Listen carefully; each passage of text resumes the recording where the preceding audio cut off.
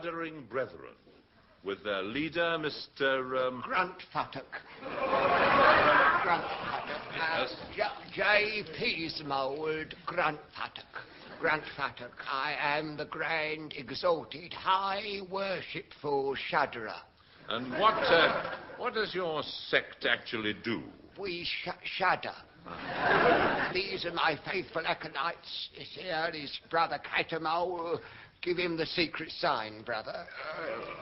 Very well, Brother Grunt Paddick. Oh.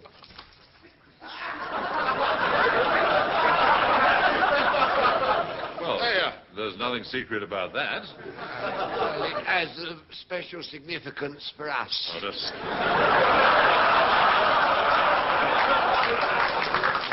Notice that he's wearing the ceremonial regalia, viz. A greasy Mac bowler hat, and carries a ceremonial jewelled ball cock, which, together with the Yogi Bear bath toy and a packet of crisps, are the emblems of his high office.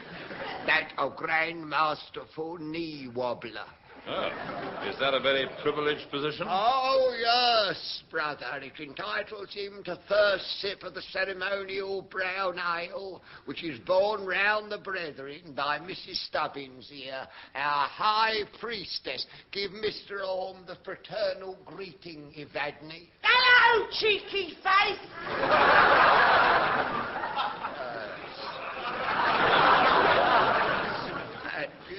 At the lodge meetings, she always sits on my right hand.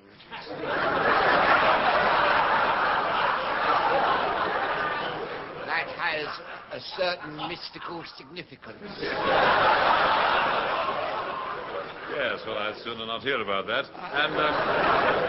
And who is this freakish pantaloon wearing nothing but antlers and carpet slippers, covered in woad and carrying a trombone? What's his function? I don't know. I thought he was with you. Oh. Well, Mr. Grunt Paddick. Grunt Paddick. It's a Saxon name. Oh, not Norman. No, it's Saxon. Yes, I had it wrong. It describes what my ancestors did for a living. You mean like Smith or Baker? Yes, I had an ancestor who actually was Grunt Paddick Royal to King Ethelred the Unready. Oh, really? You know, I always thought Ethelred grunted his own futtocks.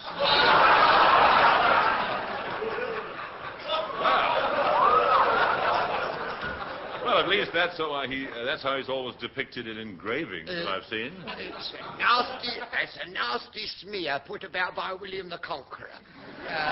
He'd say anything, you know, to make me look a fool. Oh, but I digress. I believe you would like to be the first man to witness the secret initiation ceremony of the Grand Order of Shudderers. I can hardly contain my indifference. Very well. Shudderers, to your places. Let the initiation commence. Scrode Master, blow the giant ram's horn.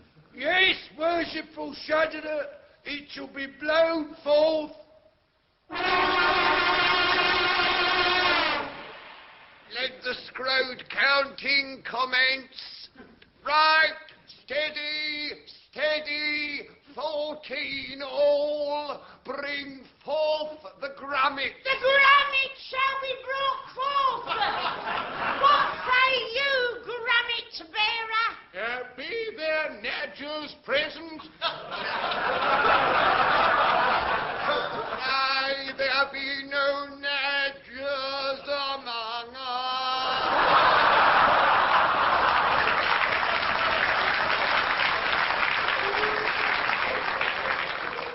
We all be shudderers, stout and true. Then lower your scroll.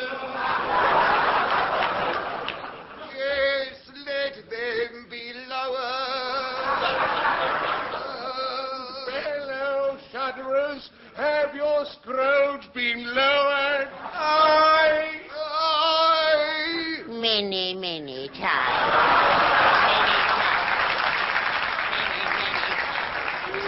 Yes, Aye, then we are ready. many any time. Oh, shut your gob.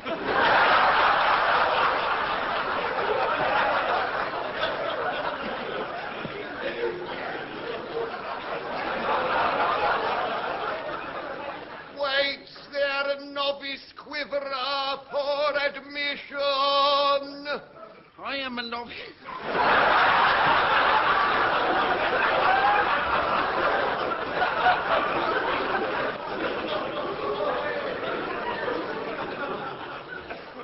I am a novice quiverer of scrutinized grammats and honest scrolls. And dost thou attending upon us wait without? Yea, I am without. Well, hard luck, mate. Come back when you've got some.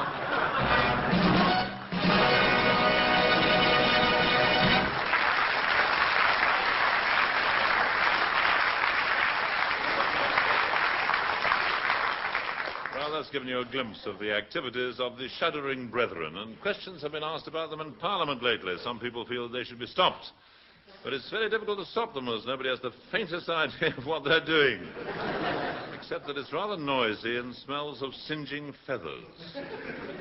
Right, Smith, stop trying to sell Edwin Braden those photographs and make the announcement. Oh, sorry, sir. They're just some candid snaps I took on my holidays last year. Oh, good. In Port Said. Afterwards, I'll see. Now, bearing in mind the current crop of spy stories, we bring you one to end them all, I sincerely hope.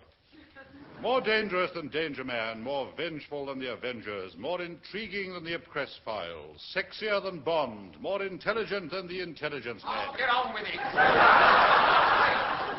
it out like that. Round the Horn proudly presents Counter-Agent Kenneth Horne in The Spy Who Came In With a Cold.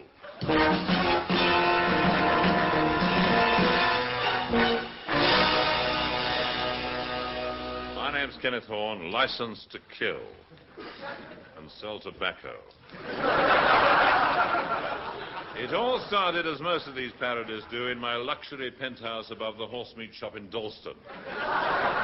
I just finished a case, and I sat there idly contemplating my bulging dossier and toying with a finely chased goblet of fruit salts.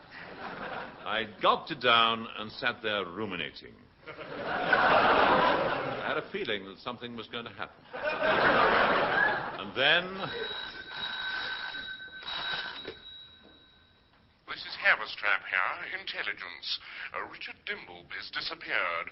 We think he's defected. Oh, surely not. Perhaps a little overweight, that's all. I want you to get over to HQ right away. The chief wants you to go after him. There was no time to waste. I threw off my bathrobe and my pajamas and my balaclava helmet and my Wellingtons and my Macintosh and my woolly chest protector and my cardigan and leapt out of bed. From the wardrobe, I selected a pepper and salt suit, a mustard waistcoat, and my soup-stained tie, which I tied in a brown Windsor knot. Pausing only to wait for a cheap laugh, I hailed a passing music link and told them to get me to Whitehall as fast as possible.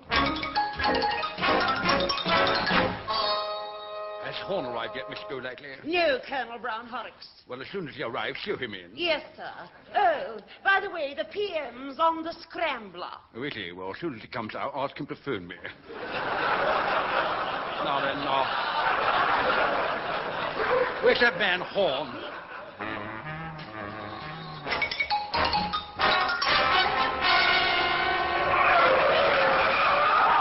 Wait a moment. There's a music link just drawn up outside.